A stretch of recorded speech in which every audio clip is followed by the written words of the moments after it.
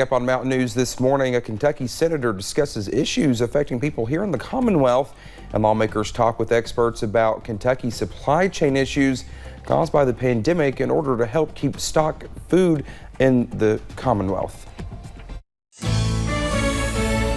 Dedicated to Eastern and Southern Kentucky, this is WYMT Mountain News This Morning. Well, good morning to you. It's just before 5 o'clock, and we finally made it to Friday. I'm Dakota Makris. Good morning. Let's head over to Brandon for your rainy forecast this morning. And Brandon, it's almost like the fog, like I've been saying. What else are we going to talk about? Yeah, exactly. I'm literally, it's been rinse and repeat, literally all week long. But today, Dakota, is the day that all this mess starts to move out. Hallelujah. And the sunshine moves right back into play. Let's take a look and see what's been going on in the overnight hours and early this morning on the satellite radar loop. And we've had some pretty heavy bands of rain come through parts of the region, including right here in Hazard this morning. I heard it beating down on the roof while I was doing my appcast a little earlier. So again, we're going to continue to see some heavier bands of rain work their way through parts of several counties. Just be careful out there. Got a couple of sensors out this morning. I'll have to take the Hazard one off, plus Somerset's out too, been out for a couple of days, but you see there's some fog trying to build in thanks to that rain coverage, and we'll see temperatures there in the low to mid to upper 60s, kind of the same situation as it was yesterday, not too much of a difference as you head out the door. Speaking of that, heading out the door forecast, heading up into the mid 70s this afternoon. Those rain chances will become more scattered throughout the day, and they'll finally drop off just in time for Friday night football. We'll have more of that coming up here in just a little bit. Dakota? All right, Brandon, thank you. Senators passed a measure to increase the debt limit by $480 billion through early December, avoiding what could have become an economic disaster in less than 2 weeks.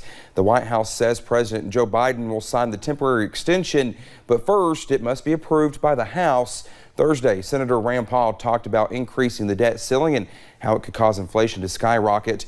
Now, he also says the U.S. government is incentivizing people to stay home and not work, while businesses have to pay their current workers more, which causes grocery and gas prices to increase.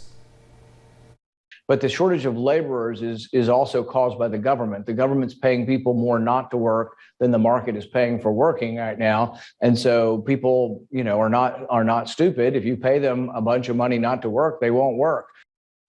The debt ceiling increase expires the same day as the temporary government funding extension, setting the stage for another possible budget showdown in less than 2 months. A reality facing 40 million people across the country, everything they own sitting outside of the place they called home because they could not pay rent. This is the snowball of issues facing those who fight to climb out of a hole brought on by the pandemic. It is something Sergeant John Furlong sees every day. Furlong works evictions for the Jefferson County Sheriff's Office.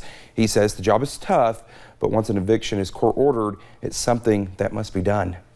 Sometimes it's very hard for us too, especially when children are involved. That becomes really hard. And kids are asking you why they have to leave. Officers say there are several cases where they find animals dead and alive as people have left them behind. Thursday, lawmakers heard from experts about what kind of disruptions they saw during the 2020 pandemic and what can be done to help make up for supply chain issues. Dave Maples with the Kentucky Cattlemen's Association says that increasing the level of partnerships and the number of facilities to raise and then produce meat in the Commonwealth could help the supply chain. If I sell a cow at a stockyard today, that cow's got to drive a minimum of 500 miles before she's processed. And then it comes back 500 miles. I think our food supply chain has got to take note of that. Officials also place an emphasis on local when it comes to farms, food, and filling shelves here in the Commonwealth. We reached a grim milestone in COVID-19 yesterday, 9,000 deaths. Governor Andy Beshear announced 2,625 new cases of COVID-19, increasing the statewide total to 708,236. There were 50 new deaths as well, bringing the death toll to 9,222.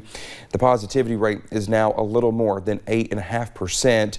You can always find the latest COVID-19 information over on our website at WYMT.com. The Mountain Arts Center played host to a blood drive yesterday as community members poured in to get the blood pumping in memory of a beloved fallen star, Allie Davis. Allie died last year in a car crash, but her purpose lives on. Allie was all about giving and making a difference, so her dad says a blood drive held in her honor was the perfect way to keep her memory alive, because blood donors may be the reason she was able to spread love in the first place. The doctor who came in that was working on her informed us that there were complications, had about a 50% chance of survival in the next 24 hours, and she was going to need a blood transfusion. 21 years was not enough at all in this world. If it wasn't for the blood transfusion, we might not have had those 21 years. Though the drive is over, Davis says he encourages anyone who can donate blood soon and often to help families get more years with the people they love. Across the country, patients have either put off regular cancer screenings or had them canceled due to the extra safety measures in medical facilities. Now, health officials are saying people need to come back for their screenings. The screening rates for all types of cancer are down and not yet at pre-pandemic levels. These screenings can save lives. Early detection is the key to increasing your chances of survival and making your treatments easier and more effective. Doctors also want to reassure people that their facilities are safe for those scheduling cancer screenings and other regular treatments. A new magistrate was sworn into office yesterday in Clay County, filling in for her father, Price P.C. Hoskins, after his death last month. Sonia Hoskins Gray is now the second woman in Clay County to hold the title of magistrate. Judge Executive Johnny Johnson says it was a bittersweet ceremony. Me and her dad have been friends for years and been around the country. And I think that she'll step in and make a real good magistrate, can catch on to the situation, and look forward to working with her. Johnson says they wasted no time getting back to work, having 5 meetings after Gray was sworn in. Well, thank you so much for getting your Friday started with us here on Mountain News this morning. When we come back, a strong earthquake hits a major Japanese city. Want those details when we come back.